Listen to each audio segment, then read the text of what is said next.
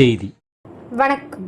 விவி செய்திகளுக்காக செய்திகள். ராணிப்பேட்டை மாவட்டம் பானாவரம் அடுத்த அண்ணா நகர் கூட்டுச்சாலை அருகில் பானாவரம் காவல்துறையினர் ரோந்து பணியில் ஈடுபட்டிருந்தனர். அப்போது இருசக்கர வாகனத்தில் சந்தேகம் படுபடியாக நின்று கொண்டிருந்த இருவரை பிடித்து விசாரித்த போது கள்ளத்தனமாக அரசு மதுபானம் விற்பனை செய்வது தெரியவந்தது. அதனைத் தொடர்ந்து இருவரையும் காவல் நிலையம் அழைத்து வந்து விசாரணை செய்ததில் நெமிலி அடுத்த காட்டுப்பாக்கம் அண்ணா நகர் திரௌபதியம்மன் கோவில் தெருவைச் சேர்ந்த சக்கரவர்த்தி என்பவரின் மகன் கங்கன் என்பதும், காட்டுப்பாக்கம் மேட்டு தெருவைச் சேர்ந்த கன்னியப்பன் என்பவரின் மகன் விநாயகம் என்பதும் தெரியவந்தது.